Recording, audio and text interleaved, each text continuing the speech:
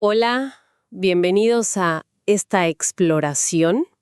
Hoy tenemos acá sobre la mesa un material que parece muy interesante. Hola, ¿qué tal? Parece ser un manual, ¿no? O una guía bastante detallada sobre las dislalias, esas dificultades que a veces tienen los chicos, los niños, para pronunciar algunos sonidos. Exacto. La fuente es un PDF, el nombre es medio técnico, libro de dislalias 140321 1483 phpapp02.pdf. Ajá. Y el foco principal, por lo que estuve viendo, parece estar en las que llama dislalias funcionales. Sí, se centra bastante ahí. Así que la misión de hoy, digamos, es entender bien qué son, por qué importan, sobre todo esa conexión que menciona el texto con aprender a leer y escribir. Eso me llamó la atención. Sí, es un punto importante. Y bueno, tener una idea de cómo propone este documento que se evalúen y, claro, cómo se corrigen.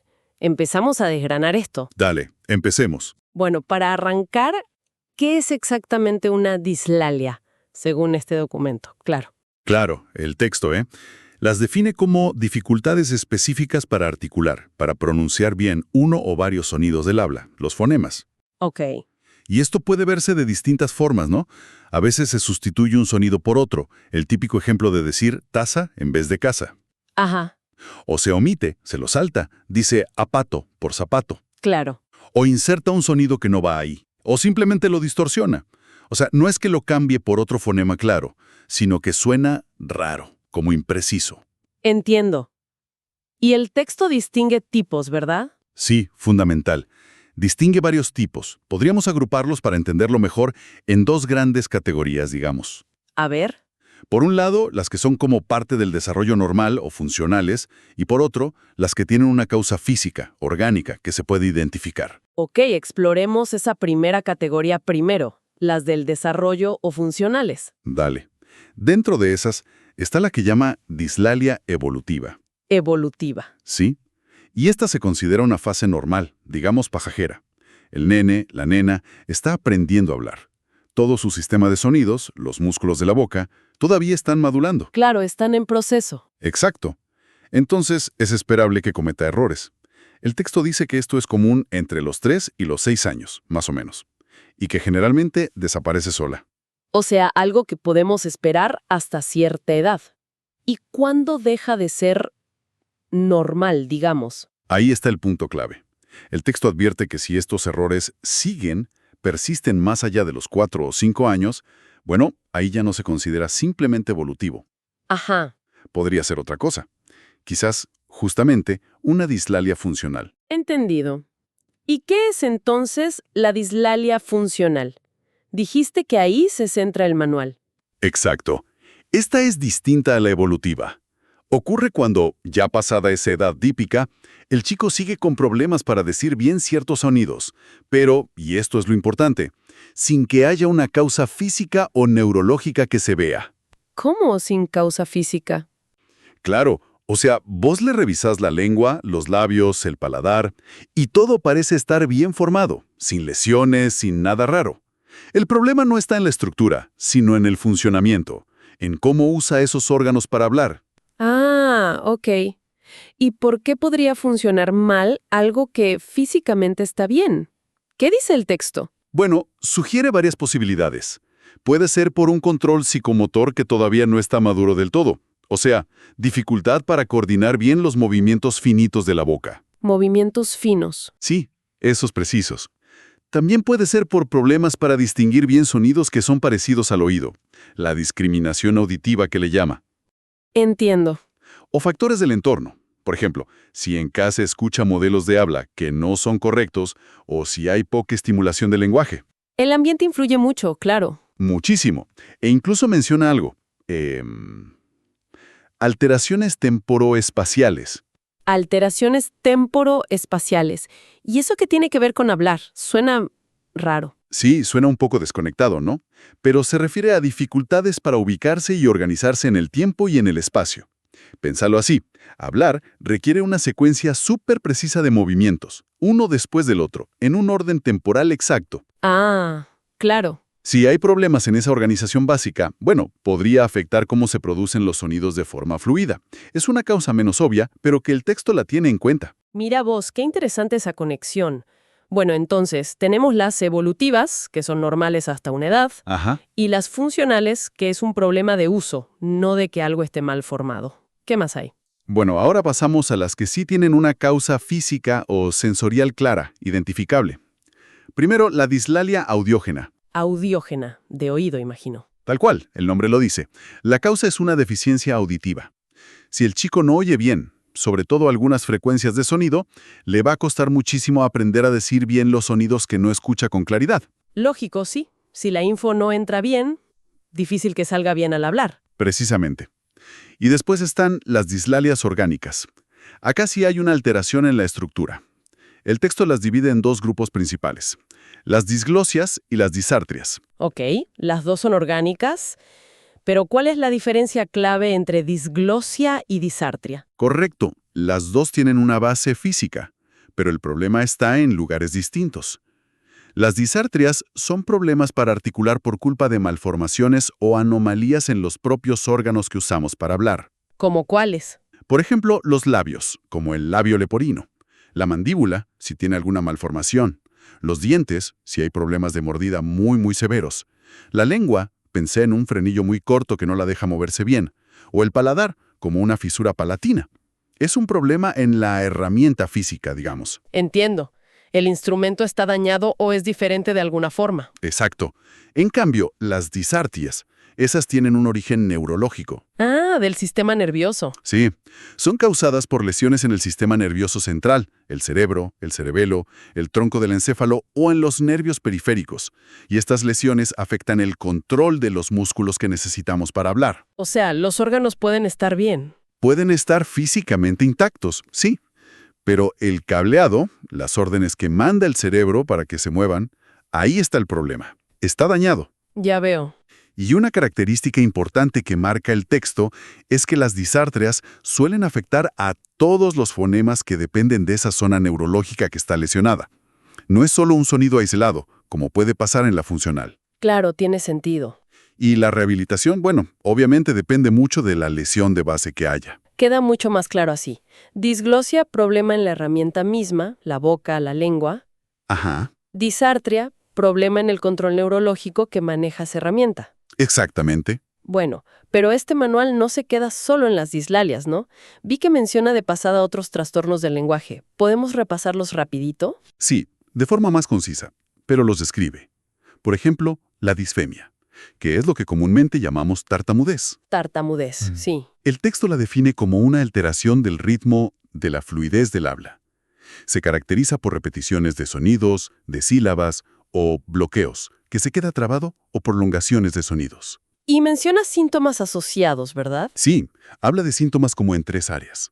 Los lingüísticos, como usar muletas, que el discurso no sea coherente. Los conductuales, como evitar hablar, ponerse muy ansioso. Y los corporales, como tics, tensión muscular o que la respiración se altere al intentar hablar. Y leí una puntualización sobre la tartamudez en los chiquitos que me pareció súper importante. Sí, eso es muy interesante. Señala que puede haber una tartamudez fisiológica, dice, alrededor de los 3 años. Fisiológica. O sea, normal. Claro, como parte del proceso normal de aprender a hablar. Pasa que a esa edad a veces el pensamiento les va más rápido que la capacidad que tienen para decirlo fluidamente.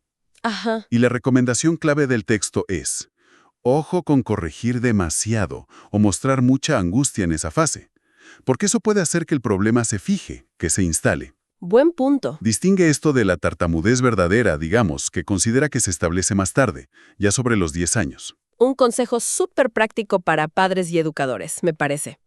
¿Qué más menciona el texto? Describe el mutismo, que es la desaparición total del lenguaje. Puede pasar de golpe o ser progresivo. ¿Y por qué puede pasar? Las causas pueden ser varias. A veces es después de un shock emocional muy fuerte, otras veces por cuadros de histeria o incluso por problemas orgánicos en la laringe. Claro. Y también diferencia el mutismo selectivo. Ahí la persona sí puede hablar, pero elige no hacerlo, en ciertas situaciones o con ciertas personas. Suele estar ligado a una ansiedad social muy fuerte. Uf, debe ser una situación muy angustiante, sobre todo el selectivo. Sin duda. Luego está el retraso del lenguaje. Retraso del lenguaje. Se refiere a cuando el lenguaje aparece o se desarrolla más tarde de lo que uno esperaría para la edad del chico. Pero, y esto es clave, sin que haya déficits intelectuales grandes, ni problemas de oído o de visión, ni problemas motores graves que lo expliquen. O sea, no hay otra causa obvia. Exacto. Simplemente el proceso va más lento o sigue un camino un poco distinto al habitual. Ok, y para cerrar esta parte, mencionas las afasias. Correcto, las afasias. Estas ya son distintas porque son trastornos del lenguaje que ya estaba adquirido y que se pierden o se alteran por un daño cerebral. Daño cerebral como un ACV. Por ejemplo, un accidente cerebrovascular, un golpe fuerte en la cabeza, un tumor, algo que dañe el cerebro y afecta la capacidad de entender o de producir lenguaje, sea hablado o escrito. Entiendo. El texto recalca que no se deben a problemas en los oídos ni en los músculos directamente, sino en las áreas del cerebro que procesan el lenguaje. Menciona los tipos clásicos según dónde está la lesión. ¿Cuáles eran? La sensorial o de Wernicke, donde la persona habla fluido, a veces mucho, pero puede que no tenga sentido lo que dice, y sobre todo le cuesta un montón entender. Y la motora o de Broca, donde entiende bastante bien, pero tiene mucha dificultad para encontrar las palabras y para articularlas. Habla con esfuerzo. Comprendo. Y si la lesión es muy grande, bueno, puede ser una afasia mixta o global que afecta a todo. Bien, tenemos el mapa de las distintas dificultades. Pero, con tantas posibilidades, ¿cómo se sabe exactamente a qué nos enfrentamos con un niño en particular? ¿Cómo sugiere este manual que se haga la evaluación? Propone un proceso bien metódico, paso a paso. El punto de partida es una entrevista súper profunda con los padres o los cuidadores principales. Una entrevista. Sí, pero no solo para los datos básicos, ¿eh? Se busca recopilar toda la historia del problema. Cuándo lo notaron, cómo fue cambiando, en qué momento se nota más. Pero va mucho más allá de eso. ¿Cómo más allá? Indaga sobre cómo fue el embarazo, el parto, si hubo enfermedades importantes, cómo fue el desarrollo motor, o sea, cuándo se sentó, cuándo empezó a caminar, y por supuesto, todo el desarrollo del lenguaje.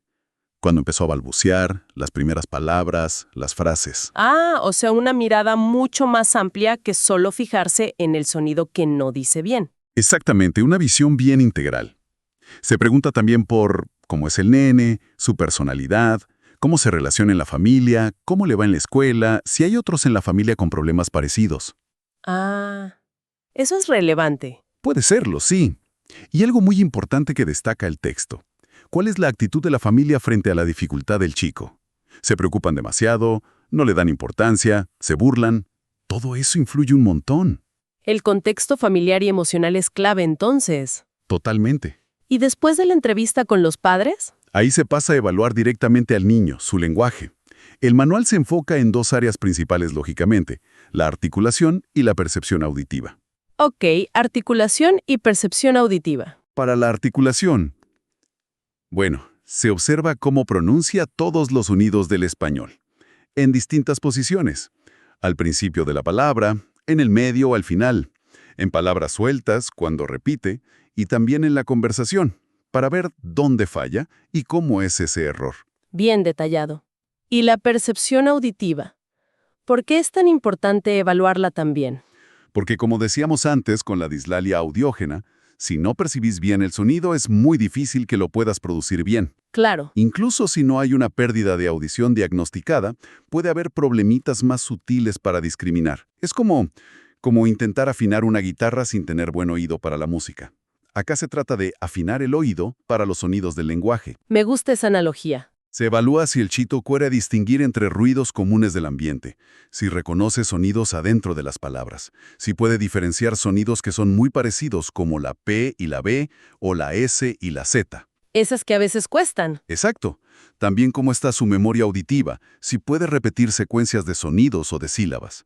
Y por supuesto, si entiende bien órdenes, instrucciones verbales, de distinta complejidad. Una evaluación súper completa para entender no solo qué falla, sino por qué podría estar fallando. Esa es la idea. Y una vez que se tiene el diagnóstico, digamos, viene la parte clave, la intervención, el tratamiento. ¿Qué enfoque propone este documento? El manual plantea un programa de tratamiento que tiene que ser sí o sí individualizado, hecho a medida para cada nene, y progresivo, ir de a poco. Y subraya algo que me parece central en su filosofía, ¿Qué cosa? que el tratamiento no debe centrarse solo en corregir el sonido que está mal, sino también en abordar las funciones, las habilidades de base que pueden estar causando el problema o influyendo. Ah, ir más a fondo. Exacto. Por eso distingue dos tipos de tratamiento, que se complementan. ¿Y cuáles son esos dos enfoques? Por un lado, está lo que llama tratamiento indirecto. Este no trabaja directamente sobre el fonema que el chico dice mal. Entonces, ¿qué hace? Trabaja sobre las habilidades que necesita para poder articular bien. Es como preparar la tierra antes de sembrar la semilla. Me gusta. ¿Y qué incluye? Incluye 3 grandes bloques de ejercicios. 1. Los ejercicios bucofaciales. ¿Bucofaciales? Sí, para mejorar la fuerza, la agilidad, la coordinación de todo lo que usamos para hablar. La lengua, los labios, la mandíbula, el velo del paladar. Son ejercicios de mover la lengua para todos lados. Sacarla, meterla, llevarla a las comisuras, arriba al paladar. Ejercicios con los labios. Sonreír, tirar besos, hacerlos vibrar. Con la mandíbula. Abrir, cerrar, moverla a los lados. Con el velo del paladar. Bostezar, decir «ah» largo. El objetivo es controlar bien esos movimientos. Mucha gimnasia para la boca. Exacto. Segundo bloque. Ejercicios respiratorios. Fundamentales. Porque hablamos con el aire que largamos al expirar. Cierto. Entonces, se trabaja la conciencia de respirar por la nariz, la capacidad de los pulmones y, sobre todo, el control del soplo. La fuerza, la dirección, cuánto dura. Y acá entran un montón de actividades que suelen ser divertidas. Soplar velitas a distintas distancias, hacer burbujas, mover pelotitas de ping-pong o papelitos soplando, inflar globos, tocar instrumentos de viento simples como una flauta o una armónica. Ah, qué bueno, cosas lúdicas. Sí, para que no sea aburrido. Y el tercer bloque del tratamiento indirecto son los ejercicios de discriminación auditiva. Para afinar el oído, como decías. Justamente, para mejorar esa capacidad de distinguir bien los sonidos, se empieza por reconocer ruidos del ambiente, después sonidos de instrumentos, de animales, y se va avanzando hasta discriminar fonemas adentro de palabras, especialmente esos que suenan parecidos y que el nene confunde, los famosos pares mínimos como pata y bata o queso y peso. Claro, para que note la diferencia. O sea que antes de corregirle, no sé, la R, por ejemplo, Ajá. se aseguran de que respire bien, mueva bien la lengua y oiga clarito la diferencia entre la R y la L, por decir algo. Exactamente esa es la idea. Y por otro lado, está el tratamiento directo. El directo. Acá sí. Acá se aborda específicamente la producción del fonema o los fonemas que están alterados. El objetivo es que el chico aprenda cómo poner la boca, la lengua, cómo manejar el aire para decir bien ese sonido. El punto y modo articulatorio. Exacto. Primero de forma aislada, el sonido solito. Después en sílabas, con vocal, sin vocal en el medio, luego en palabras. Al principio, en el medio, al final. Más tarde en frases cortitas. Y finalmente, la meta última, que lo use bien y de forma automática cuando habla normalmente, sin tener que pensarlo, Que le salga natural. que le salga natural. Y recuerdo que el texto mencionaba algo así como una regla de oro, ¿puede ser? Sí, es una frase muy reveladora de cómo piensan. Cuanto más tiempo se dedique al tratamiento indirecto, menos tiempo será necesario para el tratamiento directo. Ah, qué interesante. Refleja esa idea de que si las bases, la movilidad de la boca, la respiración, la escucha, están bien trabajadas, bien sólidas, la corrección específica del sonido después va a ser mucho más fácil y más rápida. O sea, la paciencia con las bases ahorra trabajo después. Tiene muchísima lógica. Totalmente. Y el manual, por lo que vi por encima, es increíblemente detallado en los ejercicios para cada sonido, ¿no? Sí, es súper exhaustivo. Le dedica secciones enteras a cada fonema que suele dar problemas en español. La S, la R, la L, la K, incluso los grupos de consonantes como pl, br, fr. Esos que traban a veces. Esos mismos. Y para cada uno, explica cómo poner la boca, cómo manejar el aire, y da listas larguísimas de sílabas, palabras, frases para practicar. Es una guía muy práctica para el terapeuta que lo use. Bien. Entonces, ¿qué nos llevamos de todo esto? Hicimos un recorrido por este manual que profundiza en las dislalias funcionales y otros problemas del habla en los chicos, y nos muestra una forma muy estructurada de evaluar y sobre todo de intervenir. Sí, yo creo que el gran aporte de este enfoque, tal como lo presenta el texto, es esa visión integral y muy secuencial. No se queda solo en repetir el sonido correcto y listo. Quizá la idea más potente que saco yo es esa, que arreglar la pronunciación, según esta mirada, no empieza necesariamente repitiendo el sonido difícil, Claro. sino fortaleciendo los pilares que lo sostienen: la respiración bien controlada, la agilidad de los músculos de la boca y, algo clave, la capacidad de escuchar y diferenciar bien los sonidos del lenguaje. Es como decías vos, construir la casa asegurando primero que los cimientos estén firmes. Exacto. Pone el énfasis en el proceso, en las habilidades que están debajo más que en el resultado ya. Requiere paciencia, seguro, pero promete ser más sólido a largo plazo. Y ese punto que apenas se menciona al principio, sobre la conexión con la lectoescritura, eso me parece vital. Sí, es clave. Lo que este material sugiere, me parece, es que esas pequeñas trabitas al hablar, si uno las ignora pensando, bueno, ya se le va a pasar, quizás no son tan inocuas. Ujú. Podrían ser una señal temprana o incluso influir después en cómo ese nene o nena va a aprender a leer y escribir. Es una conexión fundamental para las familias y para los docentes. Totalmente. Reconoce que hablar bien no es solo cuestión de que se entienda claro, sino que está todo conectado con otros aprendizajes básicos y con la confianza para comunicarse. Y esto nos deja pensando. ¿Pensando sobre qué, exactamente? Sobre hasta qué punto, ¿no? En el día a día, en casa o en la escuela, le prestamos atención a estas pequeñas dificultades del habla. Las vemos solo como cosas de chicos que se van solas, o entendemos que pueden tener un impacto más allá de cómo suena cuando habla. Es una buena pregunta. Este material como que invita a pensar si una intervención temprana, bien hecha, enfocada no solo en el sonido, sino en todas estas bases, podría quizá prevenir dificultades más grandes después, no solo en lo académico, sino también en la autoestima, en cómo se relaciona con los demás. Una reflexión importante que nos deja esta exploración a fondo que hicimos.